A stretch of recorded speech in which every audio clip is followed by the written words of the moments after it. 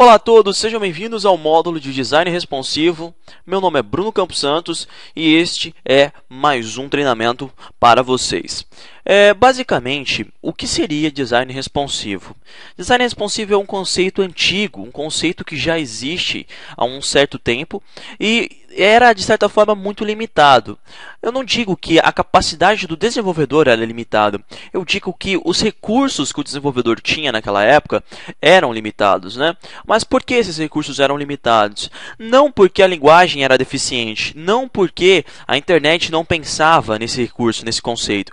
Não, porque naquela época nós não tínhamos a variedade tecnológica que nós temos hoje. Hoje em dia nós temos tablets, nós temos smartphones de alta qualidade com resoluções incríveis, né? Tudo a um preço acessível, claro, com algumas exceções, mas hoje em dia tem crianças que você vê na rua com um tablet na mão, um iPhone no bolso, um iPad dentro do ônibus, e isso se tornou algo comum. E com as redes, né, Wi-Fi, 3G, as pessoas agora elas têm esse acesso de uma forma mais prática, onde quer que elas estejam, e isso tornou-se alarmante para vários desenvolvedores, porque eles precisavam construir sites que ficassem, de uma certa forma, adequados mediante o dispositivo que estava visualizando o conteúdo, né? E esse procedimento, né, de adequar o site para o dispositivo já é antigo, né? Tanto é que nós temos lá na tag link do HTML um atributo, né, onde nós passamos por exemplo, a média, né, o mídia, né? Qual é o tipo de mídia que vai receber aquele determinado estilo. Nós podíamos selecionar para monitores coloridos, nós podíamos selecionar para impressora. Enfim, vocês lembram que nós tínhamos, né, aquela configuração lá. A gente vai abordar tudo isso durante essa abordagem teórica. Nós vamos primeiro conhecer o conceito, né, estudar o que é, como funciona, né, quais são as novas ferramentas, e depois nós vamos partir para a prática, certo? Então eu fiz essa primeira adentragem, né?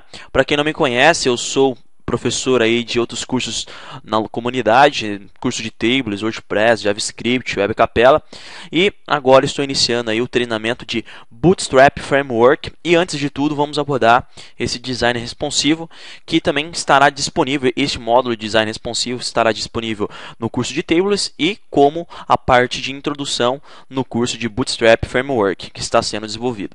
Então vamos lá, vamos prosseguir. O que é design responsivo? Tem aqui um texto do Wikipedia.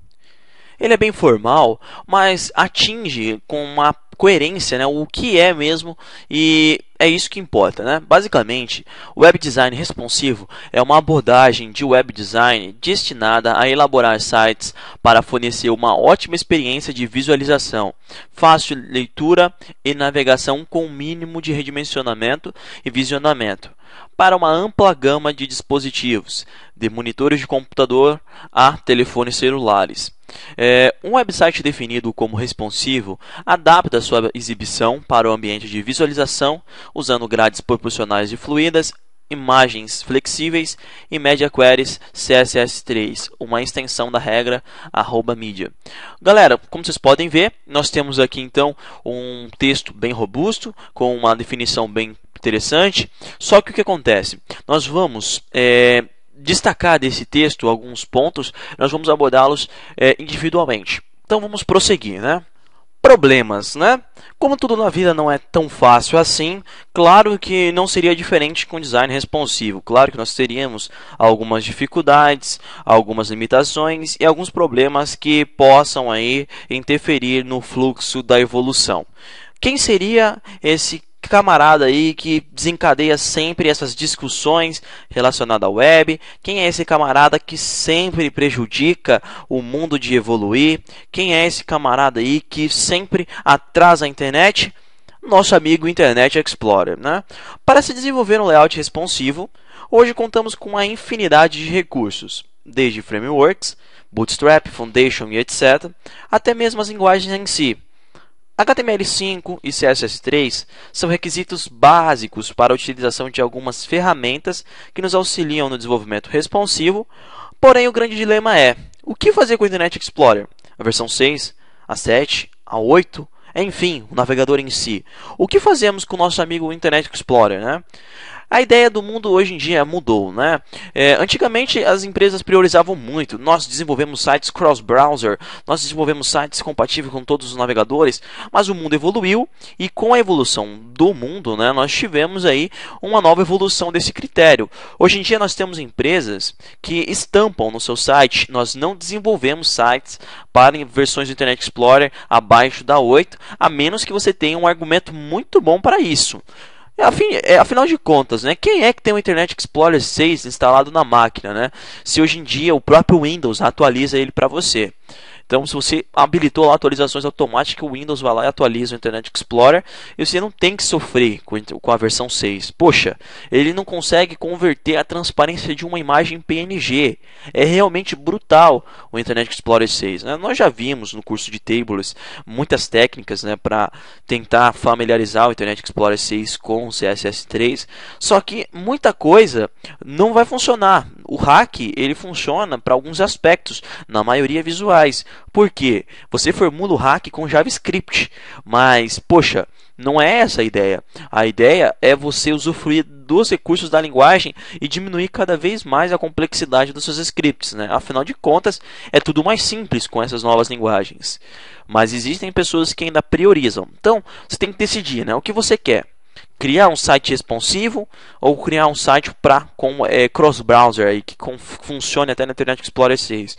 Você pode falar assim, Bruno, eu não posso fazer os dois, um site responsivo que funcione no Internet Explorer e funcione no Chrome e tudo mais. Você pode sim, só que você vai ter mais trabalho e você não vai usar dos recursos do HTML5 e CSS3. Você vai ter que usar recursos do JavaScript.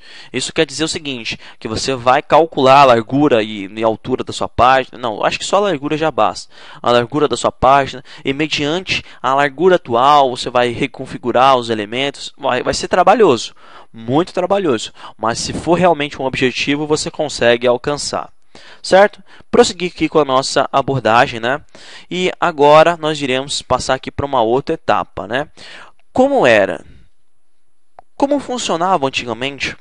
Quais eram os recursos, né? Quais eram os recursos?